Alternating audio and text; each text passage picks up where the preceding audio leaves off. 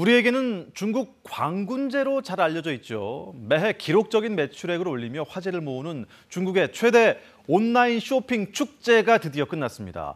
올해 이 행사가 눈에 띄게 달라졌다고 하는데요.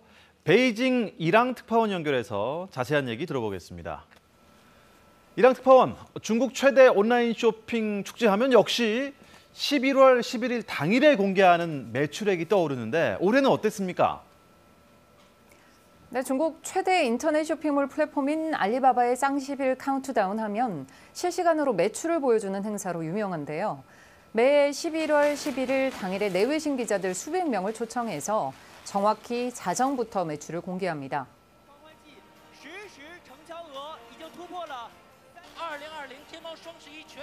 중국 매체들은 새벽부터 이를 경마식으로 보도하면서 쇼핑 축제 분위기가 고조되는데요. 올해는 아예 초청 행사를 열지 않았습니다. 간소한 정책 설명회를 열려다가 이마저도 코로나19가 확산되면서 취소됐습니다. 대신 화상으로 설명회를 진행한 것이 전부였습니다. 这个直播间当中呢，仅仅用5分钟就售卖出了25000瓶的这个爽肤水，创造了280万元，接近5亿韩币的这个收入。 매해 하던 행사인데 갑자기 안 하기로 한 이유가 있나요? 근데 공개적으로 이유를 설명한 적은 없지만 알리바바가 조용히 행사를 치르기로 한 이유 분명히 있어 보입니다. 업계에서는 최근 강화된 중국 당국의 규제를 이유로 꼽고 있는데요. The consumer welfare, consumer protection, social harmony as the core interest under the general umbrella of common prosperity. That will be the Chinese government's main priority. 중국 당국은 지난해부터 자본의 무질서한 확장을 반대한다는 명분을 내세우면서 거대 IT 기업, 이른바 빅테크 기업을 중심으로 규제를 강화하고 있습니다. 반독점법을 내세우며 이미 여러 빅테크 기업들에게 벌금도 물렸습니다.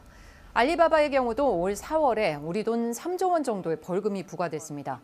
이런 분위기에서 그동안 해왔던 것처럼 대대적인 홍보와 마케팅을 진행하기 어려웠고 매출을 올리는 데 전력을 다할 수 없었을 것이란 분석입니다. 네, 한마디로 중국 정부의 눈치를 보고 있다 이런 것 같은데요. 매출에 영향은 혹시 없었나요?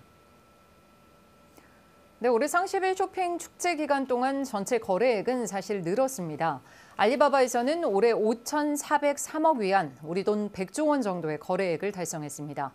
올해 행사는 11월 1일부터 3일, 그리고 11월 11일 이렇게 열렸으니까 무려 나흘 동안 100조 원의 물품을 팔아치운 건데요. 2009년 11월 11일 알리바바가 처음 쌍10일 행사를 시작한 이래 가장 큰 액수입니다.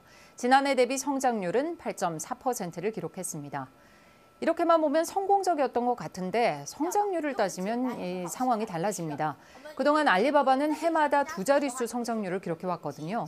전년 성장률 85.6%였는데 올해 8.4%로 뚝 떨어졌습니다.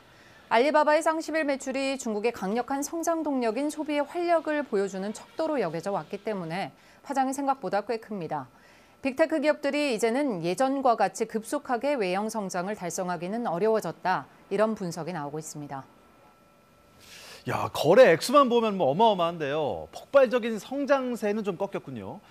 그렇다고 규제 속에서 예전처럼 할 수도 없는 노릇이고 앞으로의 전망 어떻습니까? 네, 일단 알리바바는 중국 당국의 정책에 발맞추겠다는 뜻을 확실히 보여주고 있습니다. 모두 함께 잘 살자는 중국 당국의 기조에 따라서 매출 성장보다는 사회 책임에 힘쓰는 모습입니다. 친환경 전력을 사용해서 이산화탄소 배출량을 줄이고 택배 포장재 재활용도 시작했습니다. 또 인터넷 쇼핑을 하기 어려운 어르신들을 위해서 글씨키기를 키우고 음성 검색 기능도 추가한 전용 어플을 내놓았습니다. 那总体来说呢，其实，在老年人对于像大字这件事情，其实诉求是非常的急迫和对需求非常的明显。 또 중소기업의 판매를 지원하고 농어촌의 플랫폼 입점도 돕기로 했습니다. 앞으로는 올해처럼 미디어 행사를 진행하지 않고 실시간 매출 정보를 공개하지 않을 가능성도 커 보입니다. 지금까지 베이징에서 전해드렸습니다.